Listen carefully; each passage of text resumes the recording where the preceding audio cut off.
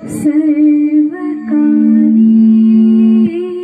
सर्वदा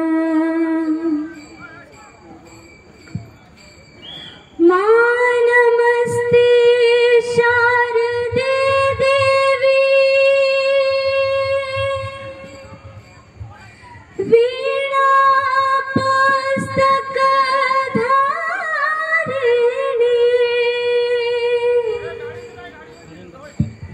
विद्यारंभ करिष्यामि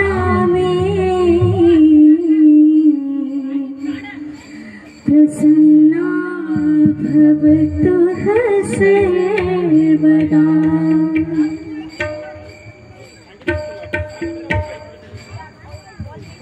श्री सच्चिदानंद सद्गुरु साईनाथ महाराज की जय। अनंत कोटे ब्रह्मांड नायक राजाधिराज योगिराज परब्रह्म श्री सच्चिदानंद सद्गुरु साईनाथ महाराज की जय। आपण सर्व इथे हॅलो हॅलो ओम साईराम। आज आपण इथे बसलोय आणि कोणाचा चिंतन करणार आहे तो एकमेव सर्वांचा देव तो सद्गुरु साईनाथ। तुम्हाला माहित आहे का मी सगळ्यात पहिले बाबांचा आहे ललकार का घेतली। अनंत कोटी ब्रह्मांड नायक राजाधिराज योगिराज परब्रह्म श्री सच्चिदानंद। तुम्हाला माहित आहे का साई सच्चरित्र ही बाबांची पुस्तिका तुम्ही सगळ्यांनी वाचलेली असेल। तर याचा जो सार आहे हे या फक्त एक ललकारामध्ये का, कारण तुम्हाला माहित आहे याच्यात बाबांची पूर्ण उल्लेख आहे। अनंत कोटी, अनंत कोटी म्हणजे इन्फायनाइट, इन्फिनिटी, ज्याचा कधीही अंत होत नाही, ते अनंत ज्याचा क्षय होत नाही तो अनंत कोटी। कोटी म्हणजे करोडो, अनंत कोटी ब्रह्मांड या जगतात। आपण सर्वांना माहिती आहे, आपण सायन्सच्या भाषेमध्ये म्हटलं तर गॅलेक्सी आहे, करोडो गॅलेक्सी आहे। त्या सर्वांना कोण चालवतो? एकच एकच देव आहे। त्यांचे नाव आपण वेगवेगळे ठेवले, तोच विठ्ठल आहे। तो त्याच्या पंढरपूरमध्ये बसून आपण सर्वांना बघतोय। तुम्हाला माहित आहे का तो तिथून बसून आपल्यावर हसत असत। काय मनुष्य, काय प्रवृत्ती आहे, मी कशासाठी यांना या जीवनात पाठवलं होतं आणि हे काय करते। आपल्या जीवनाचं काय म्हणतात आपण वाया कसं घालायचं हे मानवापासून खूप चांगल्या प्रकारे आपण शिकू शकतो। हिंदीत खूप चांगले वाक्य आहे, तुम्हाला काही सांगतो कि हरि भजन नहीं किया तो आपने क्या किया। तुमचं जीवन व्यर्थ आहे जर तुम्ही त्या हरीचा भजन, त्याचं सुमिरन, त्याचं कीर्तन नाही केलं। त्यामुळे इथं कीर्तन होतं, इथं कीर्तन होतं ज्यात तुम्हीही बसतात, आम्हीही बसलोय। एकच भूमी आहे आणि याच भूमीत श्री साईनाथ चालून या आता चालण्याची गोष्ट आली आहे। तर सांगायचं असं की या मार्गातून बाबांची परिक्रमा निघते, श्री साईंची परिक्रमा। ज्या मार्गातून बाबा स्वतः गेले होते त्याच मार्गात आपण आज बसलोय। आपण आज त्यांची गोष्टी सांगतोय, गोष्टी ऐकतोय। तेच एक प्रकारे आपण खूप भाग्यशाली, कारण हे सगळ्यांना भेटत नाही। हिंदीत म्हणतात इरादे लाख बनते हैं बनके बिखर जाते हैं, इरादे लाख बनते हैं और बनके बिखर जाते हैं, और मेरे बाबा के शिरडी वही आते हैं जिन्हें मेरे साईनाथ बुलाते। म्हणजे तुमची इच्छा काय आहे, तुम्हाला काय करायचंय हे देवापुढे चालत नाही, ते तर त्याचं चालतं की त्याला काय करून घ्यायचं तुमच्याकडून। आज जर मी आपल्या मनात हे विचार ठेवून गेलो की मी शिर्डी जाणार आहे, समजा जर मी बाहेरून आहे तर मी हे विचार करणार मी शिर्डीत जाणार आहे, 10 दिवस थांबणार आहे, 7 दिवस थांबणार आहे, या नाताळपर्यंत इथं थांबणार आहे, हे विचार करून जर मी आलो आणि तिथं बाबांची आज्ञा नाहीये की तू इथं थांबणार नाही, तुला दुसऱ्याच दिवशी जायचंय, तर या जगतात कोणतीही शक्ती अशी नाही जी मला थांबू शकते. बाबांची आज्ञा सर्वोपरी असते. हे सांगायचं की बाबांची आज्ञा होती, त्यामुळेच आम्हाला इथं बोलवलं, त्यामुळेच आम्ही इथं त्यांचा नाम सुमिरनसाठी आलो. हीच एक गोष्ट आहे की आम्हाला इथं खेचून घेतलेलं आहे. आम्ही स्वतः येऊ शकत नाही, तिथं बाबांनी आम्हाला आणलंय. बोलण्याची काही आमची शक्ती नाही, त्यांनी दिली. याच्या पूर्वी जेव्हा आमचं लास्ट असंच कार्यक्रम झालं होतं सोनीपत मध्ये, सोनीपत हरियाणामध्ये एक डिस्ट्रिक्ट आहे, जिल्हा, तिथं कथा झाली होती, लोक होते. आणि तेव्हा एक वाक्य मी म्हटलं होतं की हे माईक आहे ना, आता तुम्हाला एक्सप्लेन करतो काय. हे जे माईक आहे हे आम्ही नाही, आमचे श्री साईनाथांनी धरलेले, आणि हे जे स्पीकर आहेत ते आम्ही, ते बोलतायत आणि तुम्ही ऐकतायत. आम्ही फक्त इथं एक स्पीकर सारखे, फक्त तुम्हाला काही आवाज येते ना ते तिथून येते. त्याला जर काही सांगायचं असेल तुम्हाला, त्यामुळेच तुम्ही इथं बसले. नाहीतर सांगा, या जीवनात या कलियुग मध्ये कोणी फ्री आहे का? सगळ्यांना काहीतरी काम आहे. मला याच्यात जायचं, त्याच्यात जायचंय, किती काम आहे. पण तुम्ही इथं आले का? आले कारण त्या साईची इच्छा आहे. कारण तो विठोबा त्याची इच्छा आहे की तुम्ही इथं बसावं, तुम्ही आपल्या पुण्यांना वाढावं, ही त्याची इच्छा आहे. आपण काही करू शकत नाही. तुम्हाला एक गोष्टी सांगतो, बाबांच्याकडे जेव्हा लोक यायचे ना, तर बाबा द्वारका मध्ये बसले, मग त्यांच्याकडे जायचे आणि परमिशन घ्यायचे.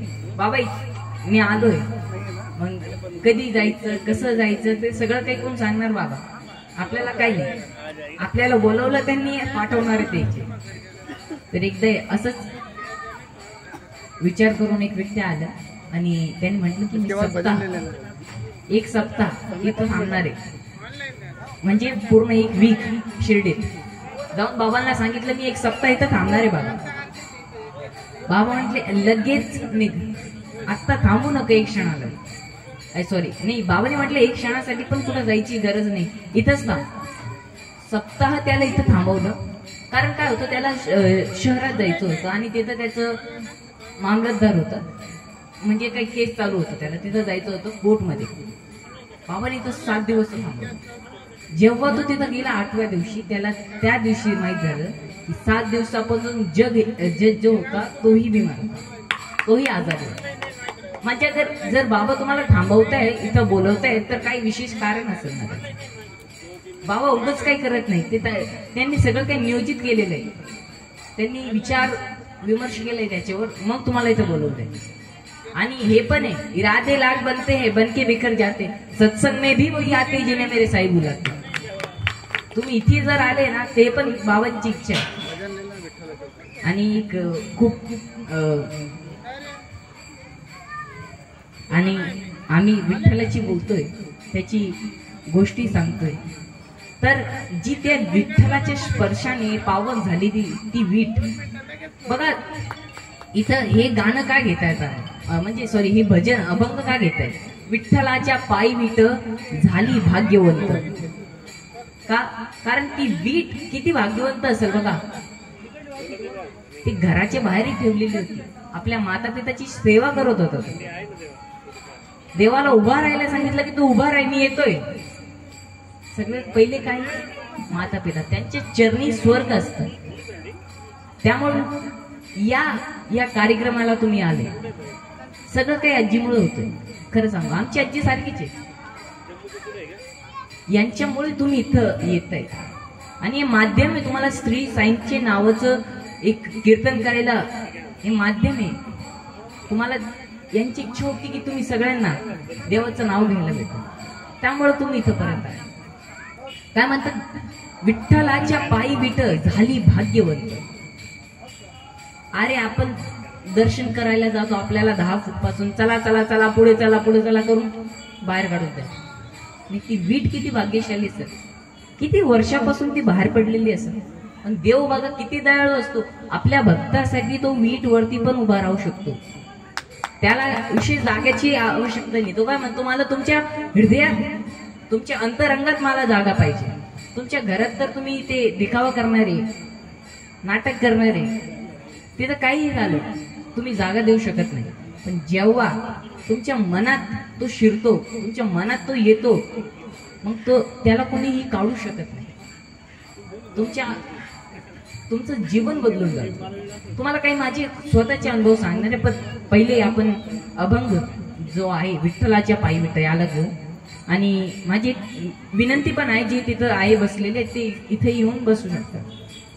श्री सच्चिदानंद सद्गुरु साईनाथ महाराज की जय.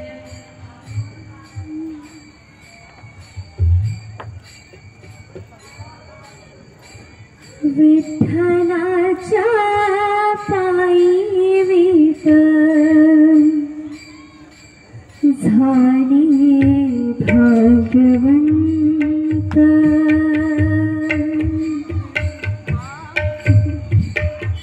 विठ्ठलाच्या पायी विठ झाली भाग्यवंत. विठ्ठलाच्या पायी विठ झाली भाग्यवंत. पाहताची होती रंग, पाहताची होती रंग, आज सर्व संत.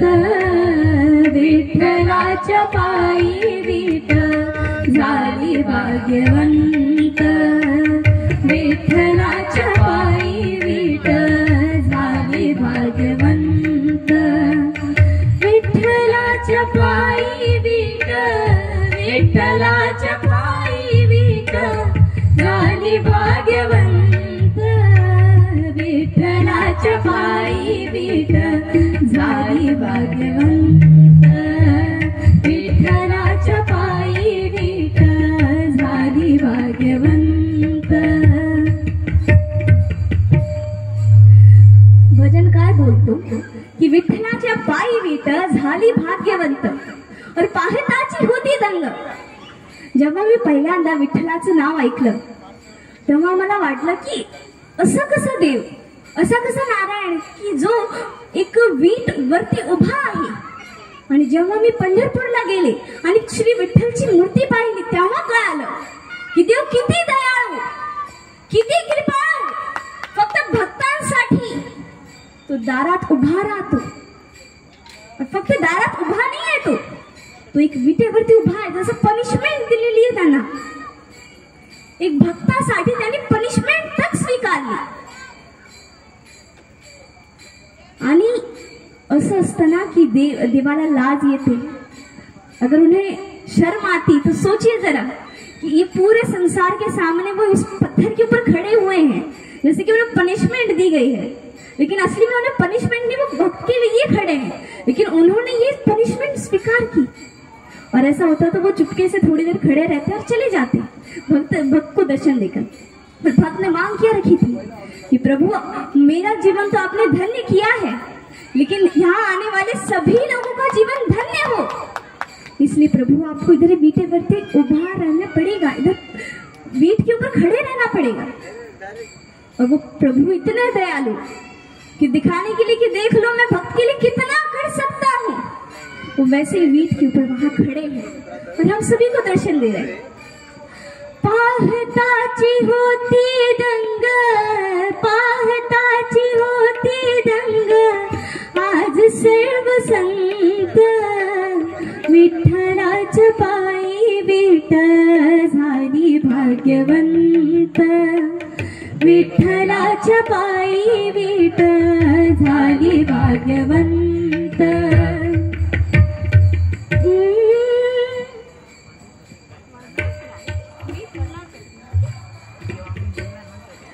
युगे 28 उभा,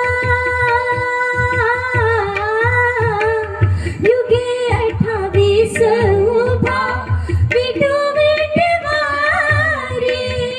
युगे 28 उभा, विठू विठवारी. धन्य झाली चंद्रभागा, धन्य ती भंडारी. धन्य झाली चंद्रभागा, धन्य ती भंडारी. अनाथाचे नाथ हरी, अनाथाचे नाथ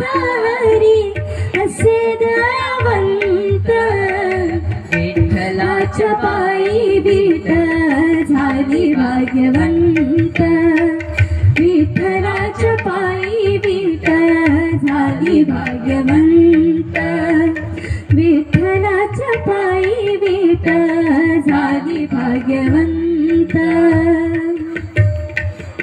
पाहताची होते दंग पाहताची होते दंग आज सर्व संत विठ्ठलाच्या पायी विठ झाली भाग्यवंत विठ्ठलाच्या पायी विठ झाली भाग्यवंत अभंग काय म्हणतो की युगे 28 उभा विठू विठेवरी तो एक दिवस 2 दिवस नाही युगे 28 झाले तरी पण तो तिकडे उभा आहे फक्त आमच्यासाठी तो इतकी कृपाळू भोळा आहे तो फक्त भक्तांसाठी इतका उभा आहे असं वाटत नाही त्याला की माझे पाय दर्द करताय माझे पाय दुखताय मला बसायला पाहिजे कधी विचार करत नाही तो आमच्या सुखासाठी तो तिकडे उभा तर काय म्हणतो आपण युगे 28 उभा विठू विठेवरी युगे 28 उभा विठू विठेवरी धन्य झाली चंद्रभागा धन्यची पंढरी धन्य झाली चंद्रभागा धन्यची पंढरी अगर विठल वहां पे खड़े ना होते तो चंद्रभागा को हम इतनी माँ मानते इतना उन्हें सम्मान देते नहीं दे पाते प्रभु वहां पर पंढरीनाथ वहां पर है तब जाकर चंद्रभागा है उन्हें हम इतना पूछते हैं कि उस पे स्नान करने से हम समझते कि माँ गंगा का स्नान कर लिया हो अनाथाची नाथरी अनाथाची नाथरी असे दयावंत विठ्ठलाच्या पायी विठ झाली भाग्यवंत विठ्ठलाच्या पायी झाली भाग्यवंत विठ्ठलाच्या पायी विठ झाली भाग्यवंत तो पहिले मेरी एक बात बताइए तुम्ही सगळ्यांना हिंदी येते का म्हणजे समजतं का तुम्हाला ज्यांना समजते ते हात वरती करा आपले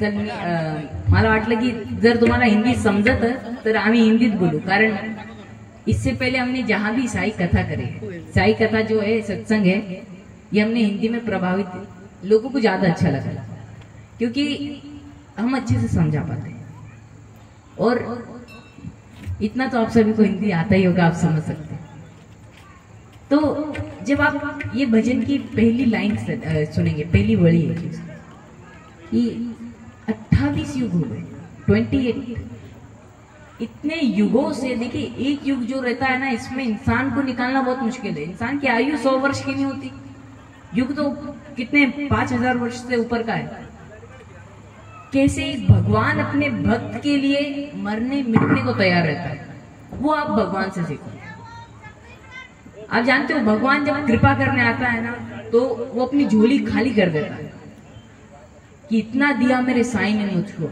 जितनी मेरी औकात कि मैं क्या क्या मांगने आया था बिन मांगे क्या क्या पा रहे थे आपने एक मनोहर दास जी का बहुत प्यारा भजन सुना और शायद आपने सुना होगा नहीं सुना होगा तो आज सुन लेंगे जग का रिश्ता कच्चा धागा साई का रिश्ता पक्की डोर जग की ओर तू क्या देखत है देखता जा साई की मला वाटतं पहिले हे भजन आपण घेऊ मग तुम्हाला जेव्हा याचा अर्थ समजेल खूप म्हणजे तुमचं हृदयात तो साई कसा बसलाय तुम्हाला समजेल म्हणजे व्याख्यान होईल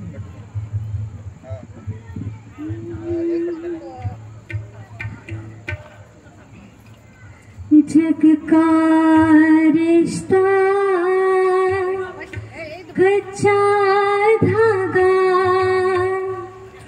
साई का रिश्ता पक्की डोर जग की ओर तो क्या देखते देखता जा साई की जग का रिश्ता कच्चा धागा। भजन कहता है, संगी साथी अपने पराए, कोई भी तेरे काम न आए। संगी साथी अपने पराए, कोई भी तेरे काम न आए। मांगे फूल मिले अंगारे, तूने क्या क्या धोखे खाए, तूने क्या क्या धोखे खाए। सुन ले अब साईं के नगमे। ये भक्त को कहता है ये भजन बार बार कि अगर सारा दुनिया का संसार का काम पूरे जीवन भर किया है और अगर सत्संग की जगह पर आए हो, कीर्तन की जगह पर आए, अगर प्रभु को याद ना किया तो क्या किया।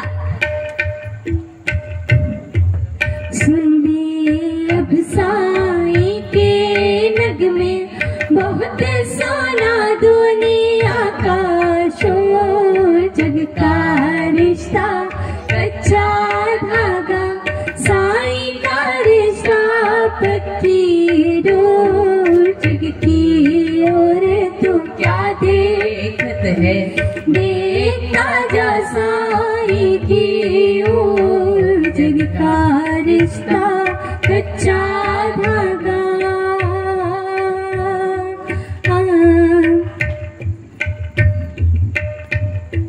मिट्टी पत्थर चांदी सोना, जिसने समझाए बराबर। हम कहते कि हम बाबा के भक्त हैं, लेकिन हम सच्चे भक्त तब कहलाएंगे कि जब ये भजन की लाइन पूरी आप पे फिट होगी। मिट्टी पत्थर चांदी सोना, जिसने समझाए बराबर।